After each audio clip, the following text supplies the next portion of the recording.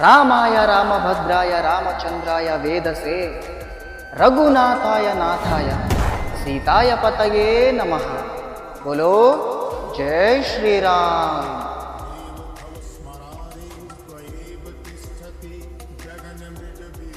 ಸಂಜೀವಿನಿ ಆಂಜನೇಯ ದೇವಸ್ಥಾನದ ಹಿಂದೆ ಇಲ್ರಿ ಇನ್ನೂ ಒಂದು ಹಳೆ ಕಾಲದ ದೇವಸ್ಥಾನ ಅದ ರೀ.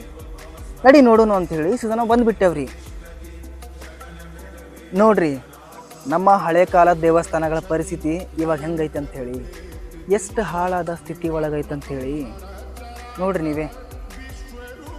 ಬರ್ರಿ ಹಂಗೆ ಗುಡಿ ಒಳಗೆ ಹೋಗುನು, ಒಳಗಿನ ಪರಿಸ್ಥಿತಿ ಯಾವ ರೀತಿ ಆಗೈತೆ ಅಂತೇಳಿ ನೋಡ್ಕೊಂಡು ಬಂದ್ಬಿಡಮ್ ನಾವು. ಇಲ್ಲೆಲ್ಲ ಮೊಘಲರು, ಆದಿಲ್ ಶಾಹಿಗಳು, ಬಹುಮನಿ ಸುಲ್ತಾನರ ಕಾಲದಲ್ಲಿ ಇಲ್ರಿ ಎಲ್ಲ ಹಿಂದೂ ದೇವಾಲಯಗಳನ್ನು ಧ್ವಂಸ ಮಾಡಿ ಮಿನಾರ್ ಥರ ರೀ, ಅಂದ್ರೆ ಗುಂಬಜ್ ಥರ ಇಲ್ರಿ ಕಟ್ಟಡ ನಿರ್ಮಾಣ ಮಾಡ್ಕೊಂಡ್ಬಿಟ್ಟಿದ್ರಿ ರೀ ಅವರು. ನೋಡ್ರಿ ಈ ದೇವಸ್ಥಾನದ ಗೋಪುರ ಇಲ್ರಿ ಗುಂಬಜ್ ಥರ ಅದ ರೀ. ಈ ಕಡೆ ಈ ದೇವಸ್ಥಾನ ಹತ್ರನೂ ಇಲ್ರಿ ಯಾರು ಜಾಸ್ತಿ ಬರಲ್ಲ ಅಂಥೇಳಿ ಈ ದೇವಸ್ಥಾನದ ಬಾಗಿಲನ್ನು ಕ್ಲೋಸ್ ಮಾಡ್ಯಾರ್ರಿ.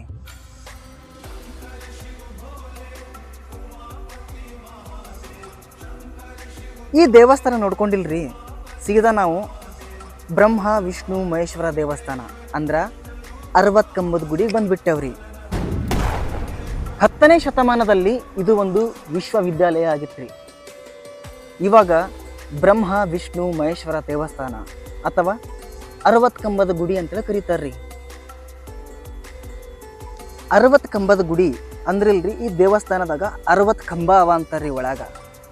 ಬಟ್ ಎಣಸ್ಲಾಕ ಹೋದ್ರಿಲ್ರಿ 60 ಎಣಿಕೆನೇ ಆಗಲ್ಲಂತ್ರಿ.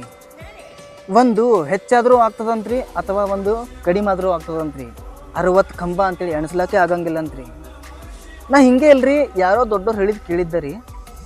ಒಂದು ಸರಿ ಇಲ್ರಿ ಸ್ಕೂಲ್ ಕಡೆಯಿಂದ ಟ್ರಿಪ್ಪಿಗೆ ಬಂದಿರಂತ್ರಿ ಹುಡುಗರು ಕರ್ಕೊಂಡು. ಅವಾಗ ಅವರು 60 ವಿದ್ಯಾರ್ಥಿಗಳಿಗಿಲ್ರಿ ಒಬ್ಬೊಬ್ಬರಿಗೆ ಒಂದೊಂದು ಕಂಬಕ್ಕೆ ನಿಲ್ಲಿಸಿ ಎಣಿಕೆ ಮಾಡಿಸಿದ್ರಂತ್ರಿ. ಅಂದ್ರೂ ಅವರಿಗೆ 60 ಕಂಬ ಅಂಥೇಳಿ ಎಣಿಕೆ ಸಿಗ್ಲಿಲ್ಲಂತ್ರಿ. ಯಾಕಂತಂದ್ರೆ ಅವಾಗ ಒಬ್ಬ ವಿದ್ಯಾರ್ಥಿ ಮಾಯವಾಗಿದ್ನಂತ್ರಿ. ಇಂಥ ವಿಸ್ಮಯವಾದ ಗುಡಿ ರೀ ಇದು 60 ಕಂಬದ ಗುಡಿ.